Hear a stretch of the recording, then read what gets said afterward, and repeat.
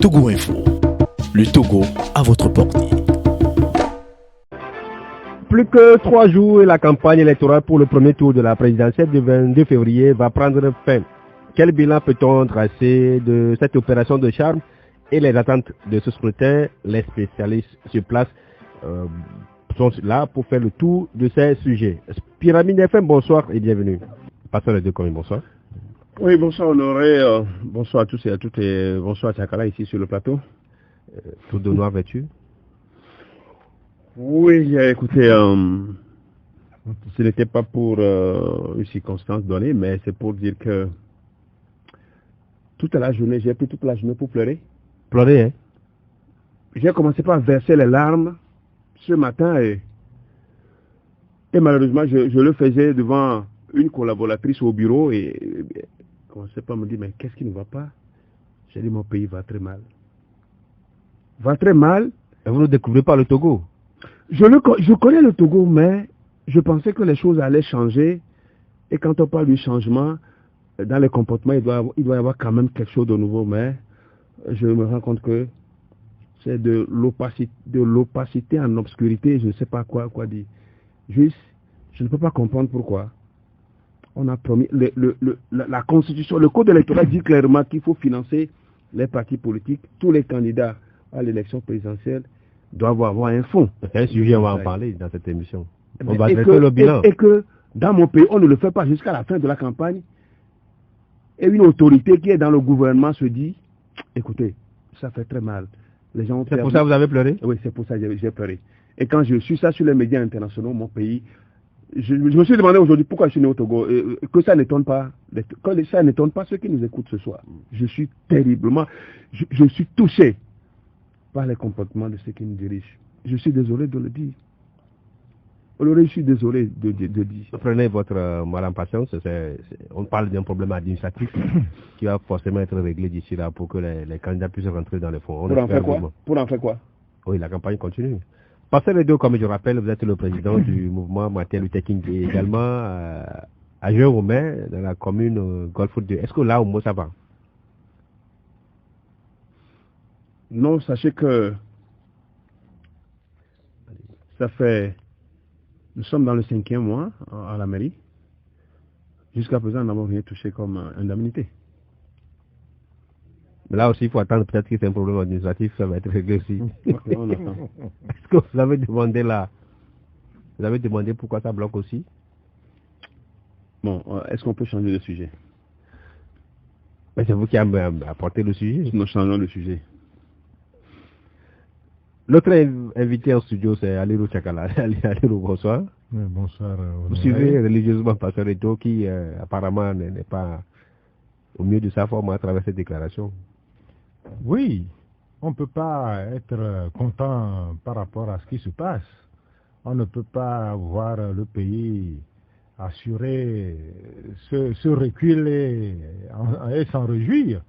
On ne peut pas voir les choses se passer dans le mauvais sens. Et ce pour lécher les babines de joie. Le pays va mal. Le strict minimum qu'il faut faire pour hisser le pays là au rang des nations qui sont respectées, on ne se donne pas cette peine de le faire. Donc, je comprends un peu les états d'âme de Pasteur Edo. Quand on passe grand de son pays et on voit qu'il y a certains actes qui le tirent vers le bas, on ne peut qu'avoir le cœur un peu serré. Et puis, on ne peut pas avoir le visage radié par de l'art sourire quand le pays ne se porte pas bien, quand les dirigeants ne se comportent pas bien. Aliro Tchakala, vous êtes le patron de Courrier de la République, où c'est votre jour de publication. J'ai vu aujourd'hui, les candidats sont moins visibles. Vous les avez laissés où? À la une. Vous avez parlé d'eux seulement. Je parlais de... Les candidats qui sont moins visibles à votre une, là.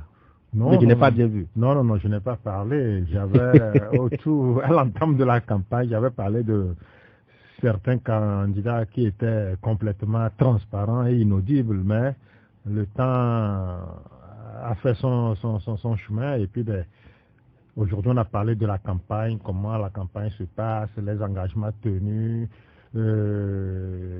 par certains et ceux qui aussi traînent à respecter le rythme des géants. Il y a 3 qui se détachent du lot. Il y a Fort qui qui mène une vie dure aux autres parce que son rythme est fou. Survoler le pays d'est en ouest, du nord au sud en hélico, et ceux-là qui le font par la voie terrestre, vous voyez que, franchement, le jeu n'est pas égal. Mais il faut se donner les moyens. Oui, mais il faut se donner les moyens, mais le juste essentiel que les gens ont droit, on ne leur donne pas ça. Le juste, le peu. On ne peut pas aller à une présidentielle avec une quarantaine de millions de francs. Tous les candidats le savent. Et tous les candidats se sont apprêtés quand même pour jouer à fond leur partition en attendant que ces maigres sous-là ne viennent. Mais ces maigres sous-là aussi peinent à rentrer dans l'escarcelle dans la besace de ces candidats. Vous voyez un peu ce que ça fait. On va revenir sur le sujet. Oui, sinon le rythme de forêt est infernal, mais Agbome et Jean-Pierre Favre tiennent quand même la tendance, ils tiennent la dragée haute au pouvoir, et c'est ce qui compte. Notre invité en studio, c'est Clousset Yao. Clousset, bonsoir. Oui, bonsoir Honoré. Salut à tous les auditeurs. Comment allez-vous? Pas mal, ça va. Oui, félicitations pour avoir sauvé le meuble à la dernière minute. Ah, mais c'est normal. Comme un soldat. C'est à moi de m'excuser parce que pas informé à temps. Clousset Yao, je rappelle, vous êtes le directeur du site afriqueenligne.com. Tout à fait, oui. C'est quoi la une d'Afrique en ligne? En fait, nous avons parlé de 3 enseignants volontaires qui ont été licenciés abusivement au CGCB. Ils ont fait quoi? Non, écoute, on les appelle les EV, enseignants volontaires. Eh bien, ils ont donné à peu près 10 ans d'heure vie pour l'école, et l'État prend l'école en charge et se permet de les remercier un beau matin pour dire, bon voilà, l'État a pris, et maintenant l'État fournit ses enseignants, ils vont manger sur le budget national de l'État. Eh bien, il faut donc remercier ces valeureux citoyens qui les retrouvent subitement sans emploi.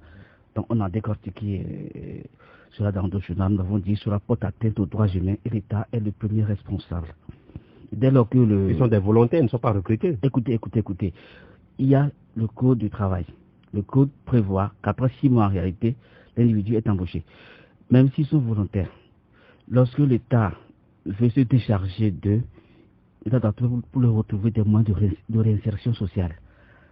C'est normal, c'est ce que dit le droit en réalité. Si ce n'est pas de l'être pour dire, bon, merci, vas-y, ça s'arrête là, comme ça, alors que le monsieur, par ce travail, il a fait un programme, il s'est marié, il a loué, il paie tout ça, et du jour au lendemain, vous le laissez comme ça, ça viole les droits humains. L'État doit être poursuivi. Quand un fidèle lecteur, je peux le nommer, Nadim Khalif, a lu l'article, il m'a appelé. Il dit, mais non, l'État est responsable. Et que ces trio trouvent un bon avocat, ils vont évincer l'État. Voilà. Je vois une défense de droit qui vous a fixé lorsque vous parlez. Le problème des enseignants volontaires, parce que vous le connaissez très bien. Oui, moi je le connais très bien. Et je crois que ce n'est pas la première fois qu'on licencie ces valeureux citoyens qui se sont donnés, qui sont donnés corps et âme, pour sauver l'éducation. Je crois qu'ils ont sauvé l'enseignement. Dans plusieurs, vous le savez, Honoré, vous le savez, chez vous, dans nos villages, il y en a plein. C'est ces citoyens, en principe, qui devaient être reconnus comme des valeureux citoyens. Même si ils ont besoin de distinctions honorifiques. C'est des gens à qui on devait décerner la distinction honorifique pour avoir donné leur cœur pour la nation. Ce sont ces gens-là qui méritent ces distinctions honorifiques. Donc je dis que je l'ai lu justement, j'ai lu l'article, la décortique l'article sur le site afriqueenligne.com. C'est dommage, une dizaine d'années après. Et vous savez ce qu'on a fait à ces gens, des promesses qu'on leur fait souvent. En tout cas, on les suit de près. Parce que c'est des gens qui, quand ils ont des problèmes, ils viennent vers nous Mais quand il y a la campagne, on les voit autrement et on les suit de près. C'est un autre aspect que En vous tout cas, évoquez là. moi, je reconnais avoir dit sur une plateforme que désormais, les enseignants volontaires n'ont qu'à aller. Quand ils ont des problèmes là, qu'ils ne viennent plus au mouvement. C'est pas eux tous qui font Qu'ils campagne. ne viennent plus au mouvement. Mais ils sont libres. Oui, ils sont libres, ils n'ont qu'à aller. Non, c'est pas possible. On ne peut pas, vous ne pouvez pas être victime d'une injustice sociale et quelques temps après, pour 2 semaines, on vous voit encore vous lancer dans les mains des bourreaux. Vous lancez dans les mains des bourreaux. Donc, les Algériens sont libres. Non, mais écoutez, quelle liberté ça? C'est liberté de 15 jours. Ça, c'est une liberté de 15 jours. Et moi, pasteur Edo, je dis, ces gens-là, c'est des gens qui n'ont pas de conscience. On n'a même pas besoin d'aider ces gens-là. C'est pas eux tous, c'est Non, mais quand même, une partie. Mais finalement, ça emballe tout le monde. Ça emballe tout le monde. Quand on leur promet, je ne sais pas ce qu'on peut leur promettre encore. Est-ce que c'est de l'engagement, on va les engager, ou bien c'est sur le concours, ils vont être recrutés. Ces gens-là, vraiment, quand je les vois, c'est malheureux. Je dis ça m'a donc, nous compatissons à ce qui est arrivé à ces 3 citoyens. Ben, je crois que on est ensemble. Comme il a dit, un fidèle lecteur lui a déjà fait une recommandation, donné une instruction. On va suivre de près cette affaire et on verra. Parce que là, c'est de l'injustice, hein, comme on l'a toujours dit. Souvenez-vous que même au cours de la dernière guerre à laquelle nos citoyens ont participé pour la libération de la France, mais quand la France laisse les tirailleurs africains, mais il leur donne des moyens financiers bon parti, au moins prenez 5 millions, 10 millions pour refaire vos vies dans une nouvelle vie, etc. Vous voyez déjà, ici vous prenez un NEV, c'est un citoyen. Hein, vous le faites pendant 5-10 ans, même 15 ans par endroit, et on dit, ben, l'État prend en main l'école, eh bien, vous partez sans rien, parce que ça heurte les bonnes consciences. Ça ne se fait pas comme ça. Et même si d'aventure, c'est genre par contre de la fin, ça ligne derrière un parti pour mener campagne, tant mieux. Mais l'important est que leur droit soit respecté. C'est-à-dire que au fini, l'État puisse soit leur rétrocéder une nouvelle fonction quelque part, ou bien leur doter des moyens financiers pour pouvoir... Leur rentrer à la fonction publique par concours. Oui, écoutez, vous savez, quand on parle aussi de concours, quelqu'un qui a déjà exercé le métier pendant déjà 5-10 ans, il a souvent d'expérience. Vous organisez un mini-concours pour le déclasser parce qu'il n'a pas travaillé. Pour quelque chose de recyclage, un concours de recyclage. Voilà, de recyclage, oui, voilà, vous l'aurez intégré parfaitement. Il va faire le boulot. Bien sûr, il connaît bien le boulot. Voilà, tout à fait. Voilà, les pasteurs renchéris, c'est ça. Voilà, déjà, dans cette histoire de mini-concours, et puis on recale les gens, fait souffrir en silence nos compatriotes. Et ça viole les droits humains. Vous voyez déjà, il va falloir que ces individus attaquent l'État en justice avec de bons avocats, comme l'a dit Khalif. Et l'État... Est-ce qu'ils ont les moyens, ces gens-là? Non, écoutez, il y a les avocats volontaires qui sont prêts à aider. À défendre ces citoyens dont les droits sont violés. Ils sont nombreux, ces avocats. Tout à fait. L'État qui devrait normalement être le père des citoyens, finalement, nous le premier violateur des droits, des droits des citoyens. C'est scandaleux. L'État togolais a été plusieurs fois condamné par le tribunal de la CEDEAO, plusieurs fois condamné.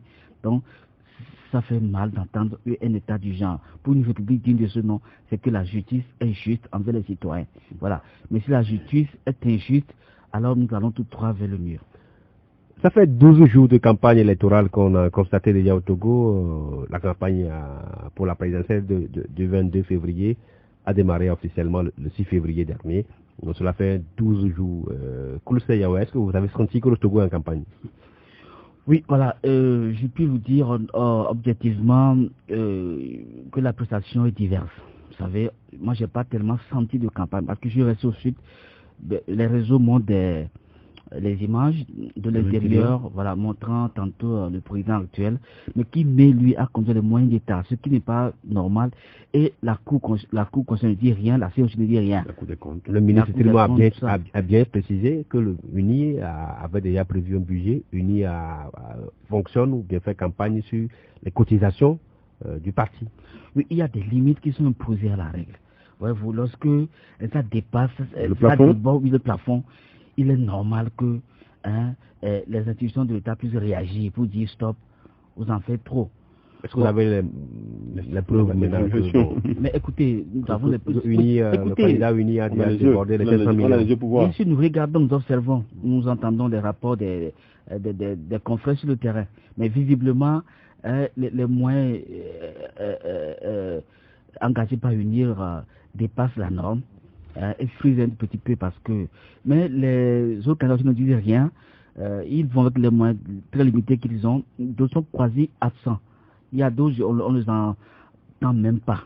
Vous avez cherché là, savoir où ils sont. Écoute, voilà, non, quand on parle de campagne, en réalité, chaque parti devait bombarder tout le taureau. Elle se fait entendre par ça, au moins, avec des affiches. Au moins 70 de gloire, donc c'est que ce monsieur a un programme de société pour lequel nous allons pouvoir voter. Mais quand les gens se confinent dans leur coin, c'est-à-dire qu'il ne faut pas tellement de campagne et qu'ils vont à titre figuratif. Non, ça frise, c'est pas ça là. Un parti qui s'engage pour les élections.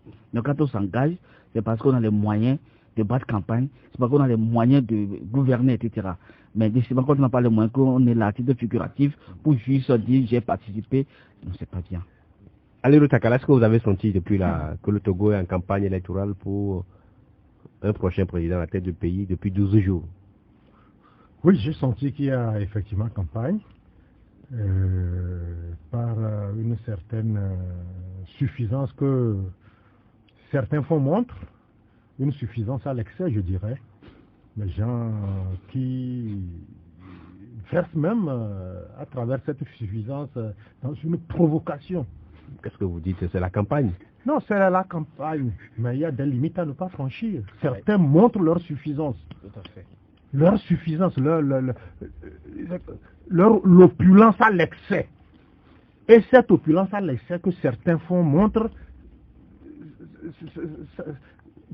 choque, provoque les bonnes consciences. Quand on sait qu'ailleurs, les gens n'ont même pas de l'eau potable à boire, quand on sait ailleurs que les gens flirtent tout le temps avec la misère, le mal-vivre, le mal-être, et qu'en l'espace de seulement deux semaines de campagne, on vient donner à ces gens-là ce qu'ils n'ont jamais eu. Mais c'est un manque d'égard à ces pauvres citoyens qui se sont cherchés pendant plusieurs années. Et aujourd'hui, la campagne, c'est le lieu de montrer que bon, nous sommes là, nous sommes suffisants. Les 4x4, les rutilantes voitures, on fait caravane par ce temps d'armatan. Tout ça là, c'est autorisé par la loi. On met la poussière sur les pauvres citoyens, soit disant qu'on fait la campagne. Non, il y a des limites. Franchement, la campagne, il y a un taux à ne pas dépasser. 500 millions, je crois. Mais s'il faut établir les chiffres, aujourd'hui, les gens seraient à plus de 10 fois les 500 millions comme plafond exigé de la part de tous les candidats. Et au même moment, le peu qu'il faut donner à ceux-là qui ont accepté, accompagner la dynamique pour aussi faire valoir leurs droits, on ne leur donne pas et on va y arriver. Et on se retracte. Sinon, sur le terrain, je crois que je sens, il y a campagne, il y a des gens qui sont au devant des projecteurs, il y a Goyomé, ils ont sillonné le territoire du nord du sud jusqu'au nord. Il y a le président candidat qui, bon, tantôt est au nord, tantôt au milieu, tantôt au sud, à l'est, et tout ça là. Le maillage du territoire est assuré. Surtout, il y a quelque chose qu'il faut relever. UNIR a su assurer ce maillage du territoire par rapport à quoi? Par rapport à un héritage que le RPT lui a légué. Parce que tous les petits commis, que vous soyez infirmier, que vous soyez quelque chose quelque part, c'est comme vous êtes redevable à ce parti. Quand ces échéances-là arrivent là, vous êtes obligé de le faire pour sauver votre peau. Vous êtes obligé de le faire pour sauver le petit pain que vous avez. Donc vous voyez la dynamique, elle est, ça ratisse large. Donc on peut beau dire que RPT est différent de UNIR, moi je me dis que c'est une continuité. C'est la suite de ce système qui a fait que le maillage est assuré. Maintenant, s'agissant des autres, bon, ils viendront aussi soigner un peu leur carte de visite en disant que ils ont été toujours, ils ont pris part à une élection présidentielle, mais ce n'est pas encore ça. C'est une course de fond, une présidentielle. Il faut bien commencer. Il faut rassembler les moyens. On ne s'improvise pas candidat à une joute, surtout qu'on est au Togo, où les gens font montre d'une suffisance choquante. Donc c'est ça. Mais les autres traînent, les canards boiteaux traînent, et puis ils auraient voulu, parce que personne ne leur a demandé de prendre part à cette jeu-thérapie, ils ont commencé quelque chose. Mais quand on dit que on attend que l'État leur donne ce qui leur revient de droit, c'est par compassion, sinon on ne peut pas se replier sur ces fonds-là pour dire qu'on veut faire mouche au soir du 22 février. Pasteur les deux commis, vous n'êtes pas en campagne, tantôt vous êtes au bureau de la mairie Golfe 2, tantôt c'est le siège du mouvement Martin Luther King. Qu'est-ce que vous constatez? Est-ce qu'aujourd'hui, on peut se targuer de dire que le Togo, effectivement, a franchi un palier par rapport aux autres élections qui ont été déjà organisées? Non, mais je crois quand même que, comme Sekala l'a dit tout à l'heure, il faut quand même le dire.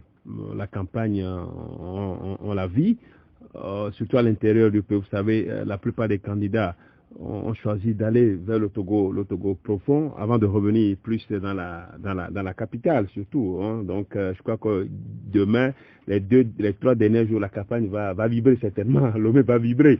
Bon, donc c'est le constat que nous avions fait. Mais il faut reconnaître quand même que il y a 3 candidats qui se détachent, hein, qui se distinguent du lot.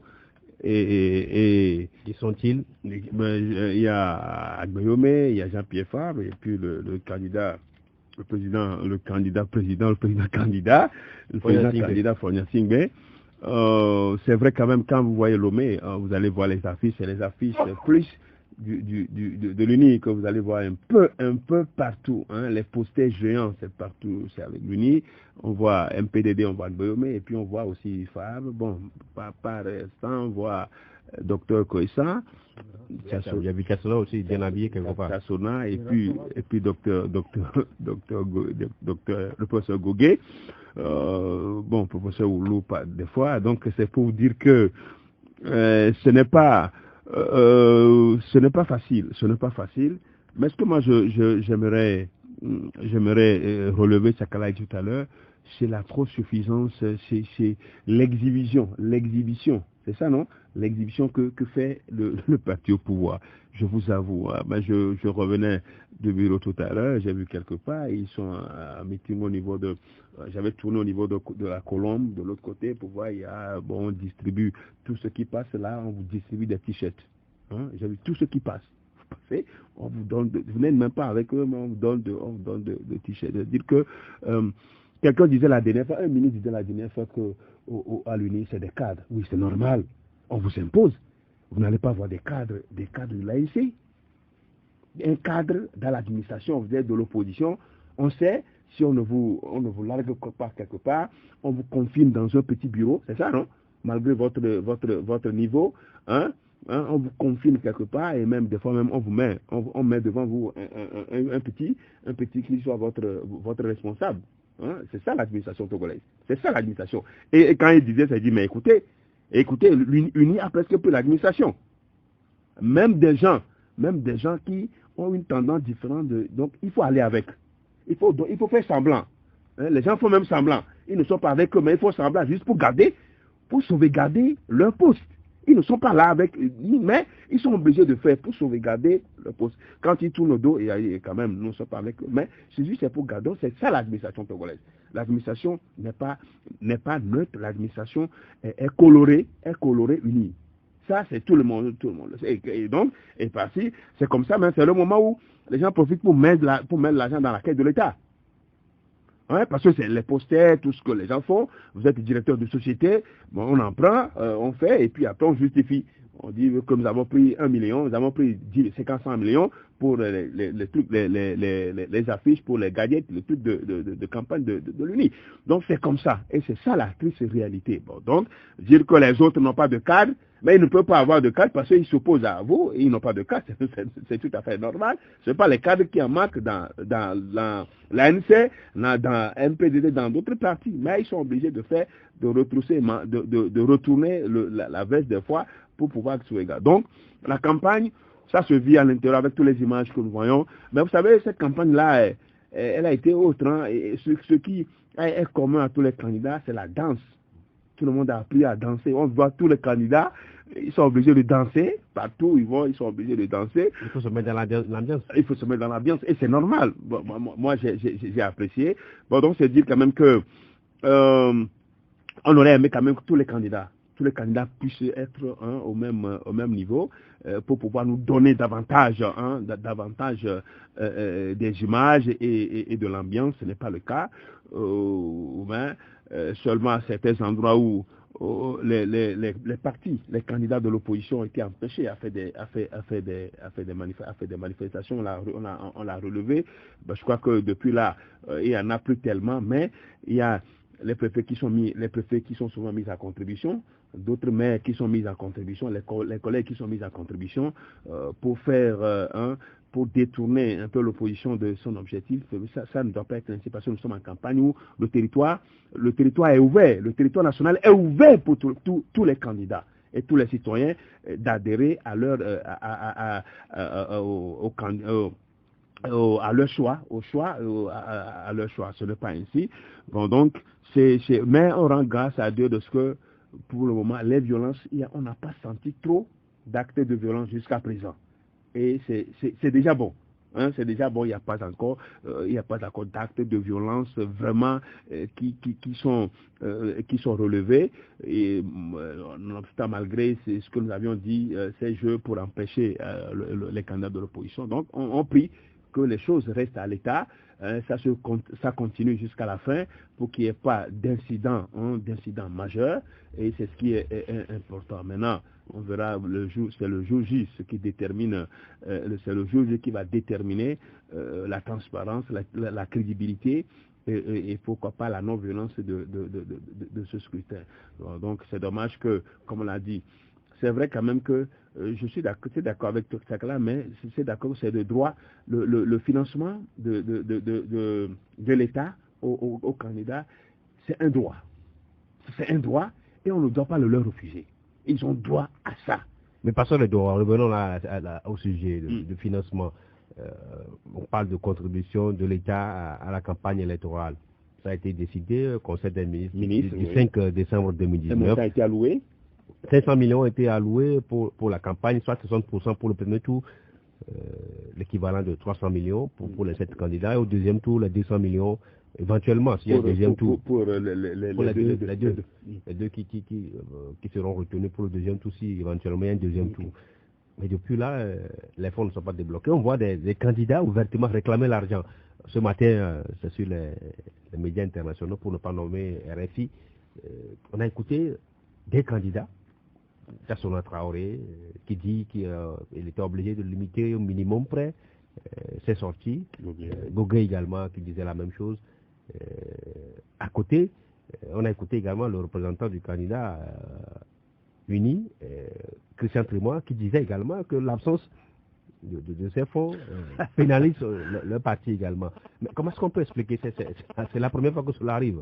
Je reviens sur le dernier point pour dire que 43 millions pour l'UNI, 42 millions pour faire mal à l'UNI. Donc je crois que c'est insulter les Togolais. Non. Un ministre des droits de l'homme doit se réserver de dire certaines choses. Et mais c'est la position de son parti. Il est en train d'exprimer. Ne pas mentir publiquement. Il est en train d'exprimer la position de son parti. Non, moi ça me fait mal. Ça me fait mal qu'on dit, et il dit, il va demander au gouvernement, il est membre du gouvernement. Il ne fait pas le gouvernement. Oui, il n'est qu'un membre. Nous en avons fait. Au moins, nous, au moins, on aurait pu dire, nous, parce qu'il est inclus dans le gouvernement, il dit, il va demander au gouvernement, nous, au moins quelque chose comme ça. Dire que, bon, c'est vrai quand même qu'il y a eu ce sujet, on ne peut pas l'expliquer. C'est fait sciemment. C'est fait sciemment pour voir si les deux candidats, notamment les deux candidats, Béomé et Fabre, pouvaient avoir des moyens pour faire la campagne. Ça, c'est ça. Qu'on ne le veut pas, c'est ça. Ça, c'est ça. Les autres, on sait que les autres, il n'y aura pas trop de problèmes. Il n'y a pas trop de problèmes. On va leur donner après. Maintenant, quand on donne le fonds, on débloque le fonds aujourd'hui, ça peut servir à 3 jours de campagne, c'est ça? C'est ça? Non, c'est malhonnête. C'est malhonnête. Et je ne crois pas qu'on ne doit pas se comporter comme ça. On ne doit pas se comporter. Il ne faut pas qu'on se comporte comme ça. Juste parce que priver les autres des moyens, ceux dont ils doivent. Moi, ce qui me fait mal, c'est parce que c'est leur droit. Ça y est, c'est constitutionnellement, c'est leur droit. C'est légal, c'est leur droit. Et on doit leur accorder cela à l'entame de la campagne. Donc, ils l'ont déjà fait, je crois qu'ils ont déjà atteint. Peut-être ils pensent avoir atteint l'objectif, mais Dieu est juste. Ils pensent avoir atteint l'objectif, mais Dieu est juste. Qu'on donne de l'argent aux autres de ne pas faire campagne ou pas, je crois quand même que l'objectif sera atteint. Le 22 février, l'objectif sera atteint. Claude Yahoué, est-ce que quelque part, il peut arriver que l'État n'ait pas les moyens? Bon, j'ai envie de décortiquer un petit peu ce que le parti a dit par endroit. Il a dit que les militants du NIR sont obligés, ou bien même pas, les fonctionnaires, j'allais dire, de l'administration, sont obligés de pas de campagne par peur de perdre le boulot et autres. Je voudrais citer le maître Eck, qui a souvent dit que la peur est le facteur de tous les blocages. Quand nous avons peur, le Togo va rester sous la dictature pendant encore 1000 ans. Un fonctionnaire a le droit de dire que je m'occupe de ma fonction, je ne suis pas de tel parti, je n'ai pas d'aller, moi je travaille normalement. Et il refuse la campagne, il s'occupe de ses affaires. Aujourd'hui, on voit que l'administration est bloquée. Est fermée. Complètement fermée, les citoyens sont en souffrance. Maintenant, au sujet du développement des fonds, ça participe à une volonté manifeste du gouvernement de retarder ses concurrents. Pour être pratiquement le seul visible, le seul parti visible, et que l'on puisse tenter de voter uniquement que pour lui. Et c'est honteux. Et ça ne participe pas quand même à des valeurs démocratiques dans un pays. Au contraire, ça retarde un petit peu, ça frise un petit peu les bonnes consciences. Normalement, avant le début de la campagne, chaque parti devrait disposer normalement de ce fonds pour en faire en réalité ce qu'ils veulent en faire. Mais malheureusement, l'État fait une rétention. En réalité, les partis devraient saisir l'État devant les tribunaux. Oui, non, c'est leur droit. Il faut dire, apprenons la civilité. Nous sommes au XXIe siècle. L'Europe, c'est juste à côté. Nous voyons ce qui se passe. On devait saisir l'État devant les tribunaux pour rétention illégale de fonds de campagne. C'est une rétention illégale. Et si l'État n'a pas l'argent? Écoutez, alors pourquoi va-t-il organiser donc les élections quand il n'a pas les moyens? C'est lui qui organise. Le Conseil des ministres. Alors, voilà qu'on n'a pas les moyens, donc on reporte, etc. Ça, c'est une rétention qui mérite d'être poursuivie devant les tribunaux. Ali Rouchakala, ce matin, on écoutait le représentant de Jean-Pierre Fabre qui disait qu'à ce jour, aucun candidat n'a reçu les fonds. Elle a ajouté que même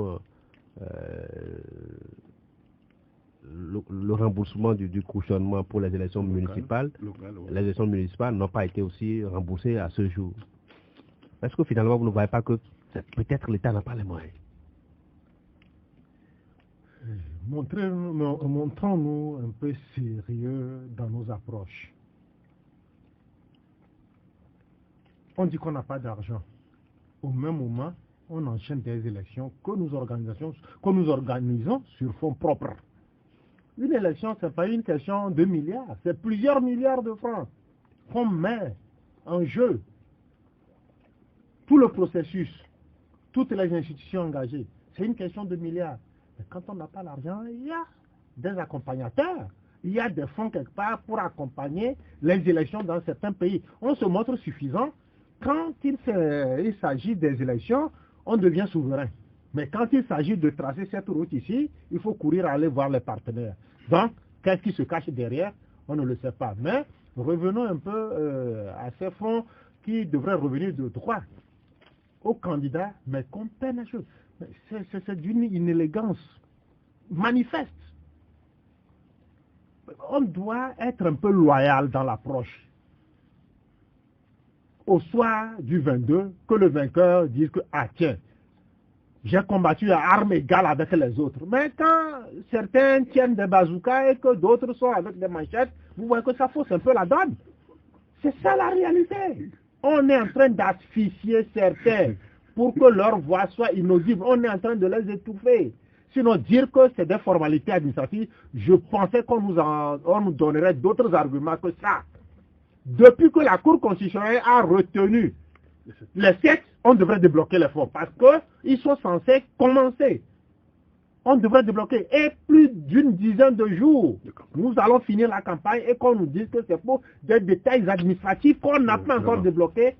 Mais c'est ahurissant. On nous aurait donné un autre argument. Que on peut avoir un petit doute dans les esprits par rapport à cet argument intelligent qu'on aurait avancé, mais nous dire que c'est pour des formalités administratives qu'on n'est pas encore prêt à remettre ce qui revient de droit à chaque candidat. C'est triste. Ils ne demandent pas de l'aumône, c'est de leur droit. En Conseil des ministres, on l'a encore fait donner. D'ailleurs, c'est 60% même du décaissement qu'il faut donner. Ça fait 300 millions. 300 millions pour cette personne. Et le ministre Triwa, pour un peu ajouter l'aspect un peu funeste ou bien le côté railleur à la chose, dit que unir aussi empathie de ce manque de décaissement. N'est-ce pas une réalité? Donc ça, c'est de l'humour noir. C'est de l'humour noir. Et si je ne sais pas trop poli, je dirais que cela relève du cynisme, d'un cynisme. On voit ça. Non, c'est pas sérieux, c'est vrai. 40 et quelques millions, ça va faire quoi? Ça, c'est ce que un petit va débloquer quelque part pour assurer la campagne dans sa localité. On connaît, il ira des moyens. Ils dorment sur les moyens, disons. Donc, donner à César ce qu'il lui a dû. Et s'il laisse 40 et quelques millions, qui ne peut pas faire des posters pour couvrir tout le territoire, on peine aussi à donner ça. Pour de petits détails, je dis que cela participe de cette volonté-là de rendre exempt financièrement les autres candidats. Est-ce que le non-décaissement de ces fonds-là peut avoir d'autres victimes en dehors des candidats? Oui, mais c'est un prestataire. Parce que les posters actuels qu'on voit là, sûrement que on est allé rassurer les gens que nous allons l'argent va tomber bientôt. Oui, que ça va tomber et que bientôt l'État va le faire, puisque c'est pas, il ne commande pas, ça devrait venir normalement. Donc, il y a des gens, et puis le maillage du territoire ne va pas être assuré. Vous voyez que certaines peines, vous les voyez, on sent que ils souffrent. C'est une corvée pour eux. Donc il va y avoir des candidats qui regrettent. Oui. Ça, il ne faut pas qu'on se voile la face. Il y a des candidats qui vont regretter leur engagement. Ils vont sincèrement regretter leur engagement. Ça, il ne faut pas qu'on se voile la face. Les gens vont regretter leur engagement. Qu'est-ce que diable va chercher dans cette galère? Vont se crier certains. Mais bon, ils sont déjà engagés. Et les 20 millions de caution, peut-être que dans les 40 et quelques millions, il faut retracter les 20 millions qu'on est allé prendre chez un usurier quelque part. Vous voyez un peu, c'est pénible quoi. Et quand on convertit les 43 millions en euros, la dernière fois la conversion a été faite le matin sur RFI, je dis, on nous écoute d'ailleurs, et on va dire que c'est pour ça là qu'on n'a pas encore une chose. Non, ne tirons pas notre pays vers le bas. Soyons fiers de notre pays et faisons les choses dans les normes, parce que le pays ne vit pas en vase clos. Hein? Pasteur Edo, finalement, la CENI vous a épargné de cette je m'attendais à cela. Quand tu me regardais, tu me fixais, je dis, mais la question qui va venir, c'est tellement, ça va me concerner. Bon, de toutes les façons. De toutes les façons. De toutes les façons. Pour vous, sera catastrophique. Cela m'a appris à observer et à me préparer pour les prochaines échéances. Je crois que c'est une leçon pour nous. Donc, quand on s'engage, on va s'engager dès maintenant. S'il faut s'engager, c'est dès maintenant pour 2025. C'est maintenant, il faut s'engager. Donc, la leçon est apprise. Mais quand même, comme Sakana l'a dit tout à l'heure, c'est vraiment, c'est de la volonté délibérée de l'unir. Non, sinon... Ce n'est pas unir les candidats. Ils sont unir les gouvernements. Oui, quand tu dis bonnet, blanc, blanc, bonnet... C'est pas la même chose. Non, bonnet, blanc, blanc, bonnet, c'est la même chose. C'est la même chose. Donc, seulement ce qu'il faut dire, la raison évoquée, non, en tout cas, le gouvernement est tombé bas. Très bas en évoquant les formalités. Mais c'est à quel niveau se trouvent les formalités? Ben, qu'on nous dise à quel niveau se trouvent les formalités pour décaisser les fonds. Les fonds sont où et les formalités ont été difficiles. Depuis que la Cour constitutionnelle a retenu les 7 candidats, l'argent est où? Mais ça, l'argent était où là quand l'argent est souvent où quand ils vont prendre? Mais parce qu'il peut y avoir une hypothèse que nous ne prenons pas souvent en compte. Laquelle? Il peut arriver que l'État n'ait pas les moyens. Mais l'État n'est pas les moyens. Pourquoi ils ont avancé? Pourquoi ils veulent organiser les élections sur fonds propres? Ben, sur fonds propres, pour ne pas devoir au bailleur. En sens que si les choses vont dans le mauvais sens, dans le désordre, qu'on ne dise pas que les gens qui ne donnent plus aux gens, qu'il n'y ait pas de rapport, c'est ça. Donc on se dit suffisant. Par contre, c'est qu'elle a dit tout à l'heure, quand il s'agit de faire les routes, il faut tendre la main aux mêmes partenaires. On dit pour les élections, on dit non, nous-mêmes nous allons organiser les élections. Et souvent c'est ça. Ils se targuent de ça, ils se vendent de ça, c'est l'État togolais qui organise les élections sur fonds propres. Et voilà, sur fonds propres, voilà ce qui... Mais si l'État n'avait pas les fonds, pourquoi ils ont annoncé? Ils ont annoncé au monde entier. Et lors d'un débat, un ministre se vantait, dit oui, nous allons même financer les candidats à hauteur de... Oui, il avait dit. C'est une avancée. Oui, il a prédit, c'est une avancée. L'avancée où? L'avancée est aussi 12 jours, pendant 12 jours de campagne, les gens n'ont pas eu un rond pour le financement public. Donc, moi, c'est honteux. Hein, c'est honteux, on ne peut pas, le Togo ne doit pas s'illustrer tristement chaque jour. Hein, on ne doit pas se parfaire dans la médiocrité. Hein, c'est-à-dire, on veut être parfait dans la médiocrité. Je ne sais pas si vous comprenez. Hein, donc, ce n'est pas normal. Et ça, vraiment, ça fait très mal.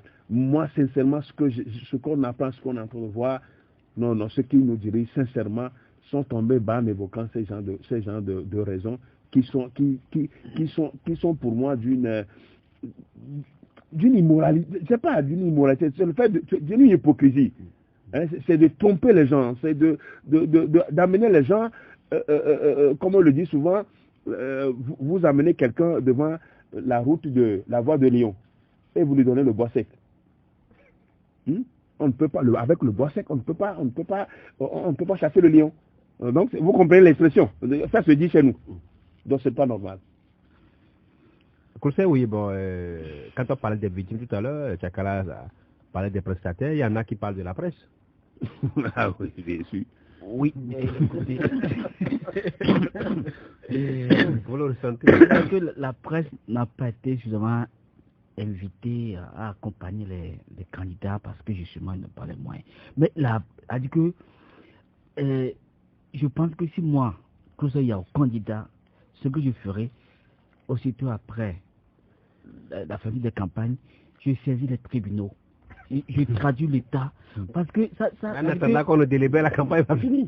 Écoutez, parce que vous savez... Oui, mais bien avant, oui. Si on m'attribuait un score minable, je dirais non, que je n'ai pas eu les fonds à temps pour pouvoir mener ma campagne. L'État est responsable. N'ayons pas peur.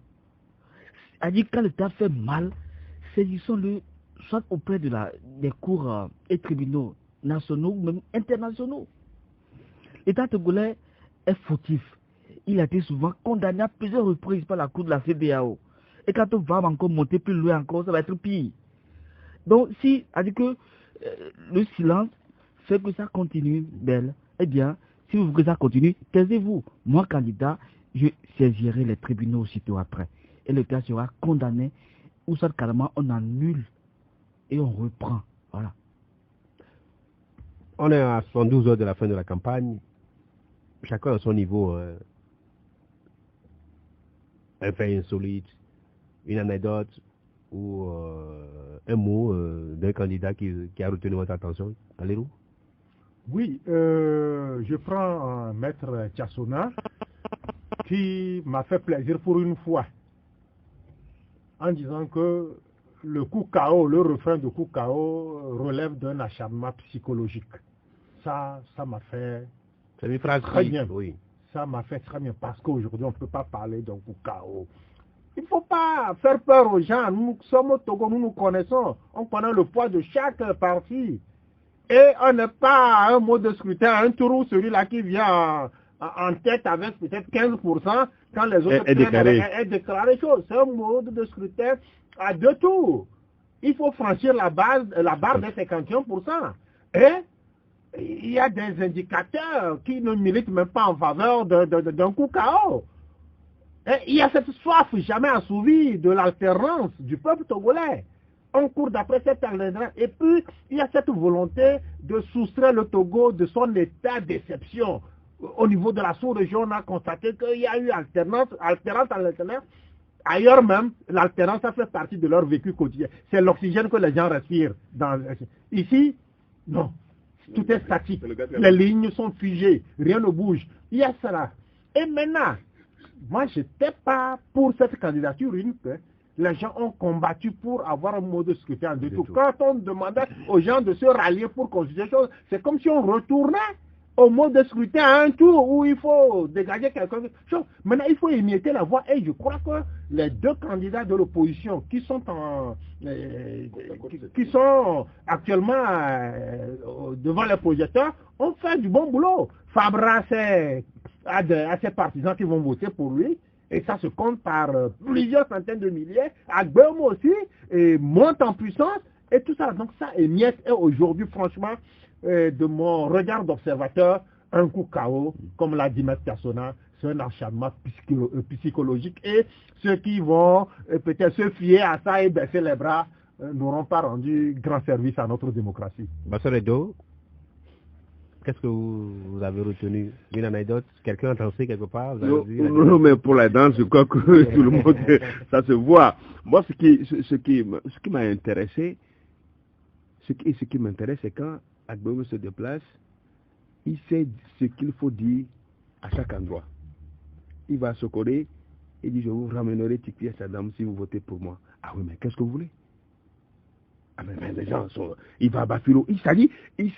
Il est allé à Tado parler le Hadja avec les gens de là. Donc ça m'a fait... J'ai pu comprendre la politique autrement. Ouais, mais, et il va dire à Kara que je vais libérer Kwachani. Dès que je serai, je vais libérer Kwachani. Je vais libérer le colonel Ati. Comment on l'appelle? Ati. Alors, commandant Ati. Alors quand il dit ça, Olivier Amaba, quand il dit ça, vous savez, les parents sont là. Les gens veulent entendre ça. C'est ça la valeur. C'est ça la stratégie politique. Et le monsieur, il en fait quelque chose. En tout cas, de toutes les façons, cette campagne, c'est pas une curiosité, mais c'est quelqu'un il monte en puissance chaque fois qu'il arrive et qu'on passe ces choses plus qu'on nous voit sur les réseaux sociaux. Donc, c'est dire quand même que, mais ça aussi, il faut reconnaître que quand même, le président candidat est en train de savoir que le coup KO Habitat, c'est annoncé Habitat, ça c'est frites. Et comme maintenant, il faut remettre tout à Dieu. Il faut remettre tout entre les mains de Dieu. Et il a dit à Takwame. Oui. Même on a parlé de Jésus-Christ quelque part, le sang de Jésus-Christ quelque part. Mais après tout, il est catholique, vous le connaissez. Non, mais bon. Donc, je crois que c'est des événements quand même qui sont annotés pendant cette campagne, qui donnent quand même de l'ambiance, qui donnent quand même de la valeur à cette campagne. Et je dis que c'est bon comme ça. Oui, et je vais rejoindre aussi Pasteur Rodo en disant que Agbome a prononcé une phrase: sortez à 6 heures, votez à 7 heures et à midi. Je vous ramène la victoire. Je vous ramène la victoire. C'est toute une symbolique. On ne peut pas doper la base militante avec des mots aussi forts que ça. C'est ça. Sortez à 6 heures. Voter à 7 heures et à midi.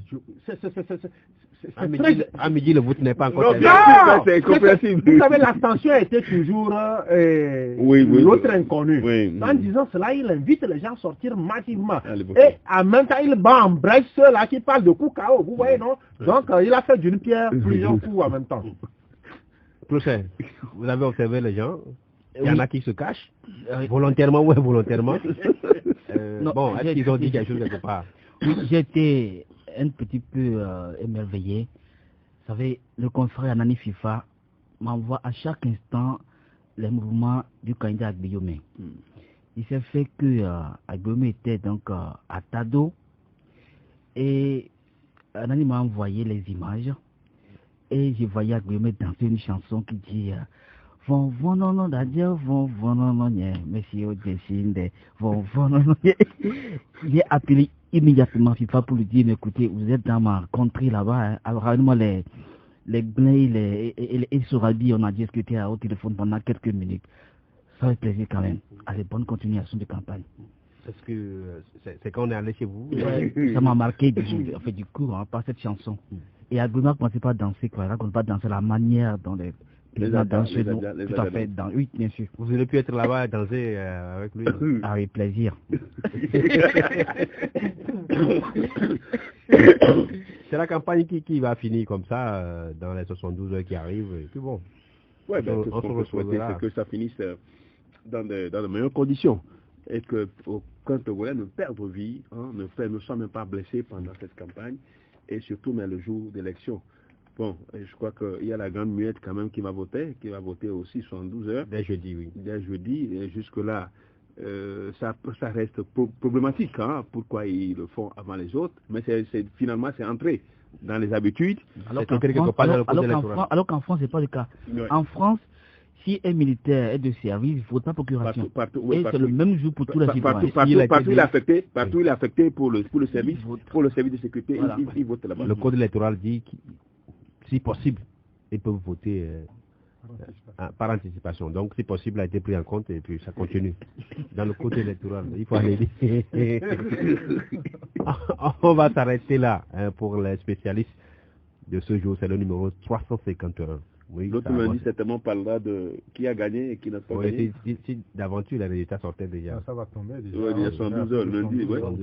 Oui, samedi, dimanche, lundi, on sera en train de faire les premières tendances. Il n'y aura pas de nuit électorale, je crois. Oui, il peut en avoir, oui. On verra tout ça. Non, là, c'est bien. Les trois invités, merci d'être venus. Pasteur les deux commis, président du mouvement Martel Teking. Alelo Chakala, directeur de la publication de Courrier de la République, et Claude Yao, directeur du site d'information afriqueenligne.com.